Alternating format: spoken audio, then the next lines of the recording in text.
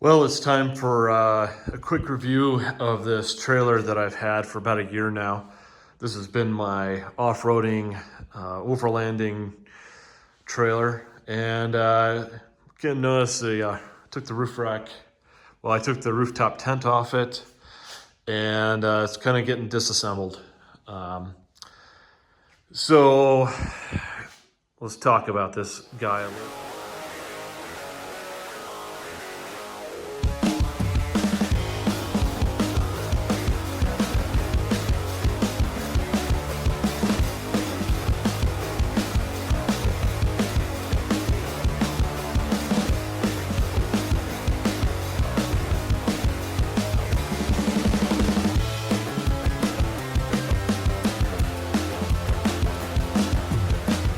So back in the garage, and decided that I've been kind of thinking about this for probably the last 3 months. But on my last trip to White Rim, I pulled this thing about 100 miles just on the trail and then back home, and it did really well. The thing has never ever had a single problem. The surge brakes work, everything works, suspension works, rides great behind either my truck or the Land Cruiser. But the problem is it kind of makes mobility hard. It makes just like doing certain things I like to do a little more hard. So I've decided that I'm going to take some stuff off it and just sell the trailer. It's a great trailer, and it's one of the nicer trailers because it's got the 8 lug bolt pattern on it right there. So you can either use a Chevy wheel or a Dodge wheel. I think Dodge is still using that same 8 on 6.5 pattern that most 8 lug trucks were back in the 80s, 90s, and 2000s, which you can find wheels almost everywhere for that. And there's a lot of good things I've loved about this thing. This drawer system that I got, I forget who it's made by. Let's see here. It's made by Truckster. It's aluminum, it's pretty lightweight. It's housed all my crap in there. So as you can see, it does hold a lot of stuff in here. Everything's been really good on it. My battery charging system has worked great. I have a C-Tech charge splitter in here, and then I had a AGM battery in here as well that I just took out, and we're gonna be leaving that on there, and the wiring and stuff like that. Everything's worked flawlessly on it. It worked great. Like the design of the electrical system that I made worked great, and a lot of little features I wanted on it work, and I've always been happy with it. It's just more of a pain, and four-wheeling for me is nothing should be a pain to use. And while this thing works great, I just don't want to like have to hook it up. I want to just be able to hop in my truck and go, or my Land Cruiser and go. So we finally kind of came to the conclusion that we're going to just use the Land Cruiser kind of as a quick exploration, like four-wheeling, hardcore vehicle, and the truck is more of like a camping and exploring kind of vehicle too. And if I want to go somewhere and camp and still take the roof rack tent, I couldn't do that on the trailer and still take the Land Cruiser, because I've got a car trailer I can haul my Land Cruiser on. And what do you do with this thing? You can't bring the rooftop tent with you. So what's the point? Like, I kind of like doing some of the harder trails in the Land Cruiser that my truck doesn't fit on. And I still love using my truck, but I don't want to beat it up on the really hardcore stuff. And I don't really think, since I do tow with the truck, I don't want to go up to like a 40-inch tall tire with it either. So the Land Cruiser on 35s really meets all those other conditions that my truck can't meet.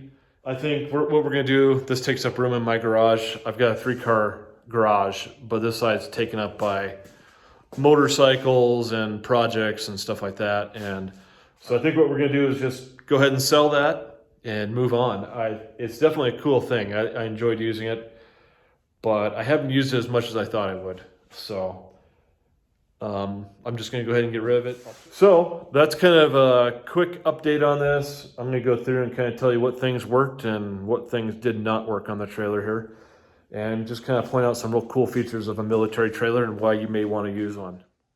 All right, so don't mind my mess in here. You got a lot of stuff going on. We're trying to tear stuff down. So one thing that's really cool about this particular military trailer is that it has a surge brake on it, so you don't need to run electric brakes on it. So when you slow your car down, this part gets pushed in, presses on the master cylinder, and then sends brake fluid down to the brakes that are in behind the wheels on this one. And so they're drum brakes, and this is a 3/4 ton trailer. And I have exceeded that by quite a bit by hauling gravel in it for my yard. I've hauled compost or mulch for the around my trees and stuff like that around my yard. And this trailer is freaking just a beast. You can't kill it. It's been on, I don't know, hundreds of miles of trail. It's gone down interstates. It's been all over the place. So it's freaking awesome. Like, they are built just tough. They're just leaf springs. And the cool thing on these is that they have shocks built into them, pretty heavy duty shocks. If you look, you can also see another feature, and I'll show you this right here. This is a filler neck for a tank. So underneath this vehicle, or sorry, this trailer, there's actually like a 25-gallon tank. And if you hooked a fuel pump up to it, you could actually just fill that sucker with diesel and use that as your refueling vehicle. And here's one of the fuel lines here that you can use. Another great feature on this trailer are the tailgates. So you can actually just set that like that and use that as a table for it. They're fairly cheap to buy. I think I bought this one for $400, and I got a good steal on it. I got there real quickly and got it. They usually are pre-wired already for lights and stuff. That's a 24-volt system. It's military. And so I rewired the whole thing, and I moved my lights up nice and high. So with my rack that I built here, all that stuff's contained. I ran the taillights up through the tubing and all the way down out here to my brake and tail lights right there. In Utah, you don't need to have brake lights and trail lights if you're under 1,000 pounds. This thing is pretty close to that 1,000-pound mark unloaded when you take a lot of the excess crap off it, which is what I did. I stripped a whole lot of brackets and other stuff off it. Another great feature on these trailers, if you want to unhook, you just go ahead and there is a parking brake built in to each side of the wheel. Each wheel has its own parking brake. Another great feature is these guys have built-in recovery shackles on the front and on the back here. So there's built-in shackles on the back for recovery. So that's pretty darn cool too. It is a boxed frame, I believe. Let's look here. Nope, it is not a C-channel frame, but it's more than adequate for anything you're doing. There's reflectors built in to it too. And as long as you can find one that's not rusty at all, like this one's really clean. There's no rust on it. They make a great trailer and easy to work on. The lunette, I forget how they say that. And all you need is a military grade like pintle hitch to pull this thing around, and you're never going to break that. That thing will go, it'll help, like on any trail, that thing will just give you all the flex you need for going over rough terrain. Another feature this thing does have that I deleted was the massive landing gear, and it was huge. I think I probably knocked 100 pounds off by just getting rid of that. And then I put this kind of jack on here, which works really nice, and it folds up out of the way. So that's the gist of this trailer. It's been a really good trailer, but it's been a good trailer. I think having an expedition trailer or overlanding trailer is kind of a cool idea. It's just not for me, for what I like doing. That's what we're gonna do. That's the update on that trailer. I've only seen it a few times, I know, on the channel. Hasn't been a big star. And that's why. I just don't want to get it out and use it. So if I don't want to get out and use it, it's not worth having. So I'm just finishing up the video about the reason we're getting rid of the expedition trailer, the overlanding trailer, or the off-road trailer, however you would like to call it. Just some quick things I thought of while I was editing this video. As you see right here, I'm working on it right now. The main reason I think I don't like the trailer, for the most part, is that it's just a pain to like hook up, unhook, and then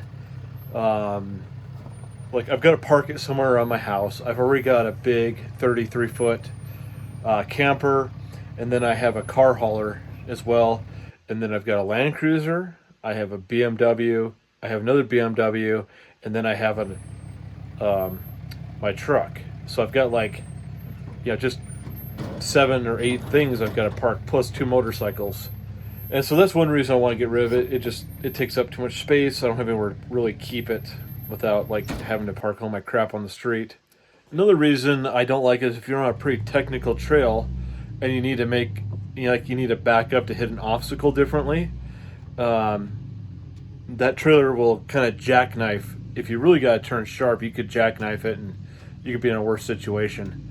You can always winch forward as long as there's something there to winch from, like a tree. And there's not always trees in the desert to winch from. If you're going up a real steep obstacle, or it's like real technical, like lots of rocks, lots of suspension flexing, you can lose a lot of momentum with that thing going up a hill. So even in low range, you can lose some momentum if you got it packed pretty heavily. The truck doesn't seem to care with it on there, but turning the truck around with that thing on there is a big pain, and then turning the Land Cruiser around is also a big pain. So that's just another reason. Again, I found another solution to be able to go like camping and four-wheeling. The truck is great for just kind of like dirt roads or milder kind of stuff. But if I want to do some more extreme rock crawling, but still camp, I got a rooftop tent, and then I got a bed rack for that tent on the back of my truck now. And then I got some storage solutions to keep all my stuff into the back of the truck now, which I'm going to show you. I found some really cool dust-proof cases to hold all our stuff in. And I've been using the black and yellow like cargo box things, and man, every time we go somewhere in the desert or four-wheeling, just where it's kind of dry and the roads are kind of dusty, they become full of dust inside, and I hate getting in to my stuff, grabbing my food, and it's full of dust. So that part is now fixed. We tested some stuff this last trip we took, and nothing got dusty. These things are awesome cargo boxes, and I'll show you those in a video upcoming. Still doing a little more testing on them. They're dust and waterproof, and so far they've been holding up great. They stack well. They work great. So those are my main reasons. It just takes up room. It's hard to maneuver, and I don't use it as much as I thought I would. So those are the main reason I got rid of the trailer. So I think that's probably the path we're going to go down, but it's just time to kind of move on. So that's the end of the video. Just explaining why we're doing what we're doing. Hope you enjoyed that explanation why I don't like the trailer so much. I'm sure there's guys that just love those things. I know a lot of guys in Australia love them, and I thought I'd give it a shot. I just think that this is not really something for me. Yeah, that's about all. Hope you liked the video and my explanation why I'm getting rid of that thing, and like and subscribe. Thanks for watching.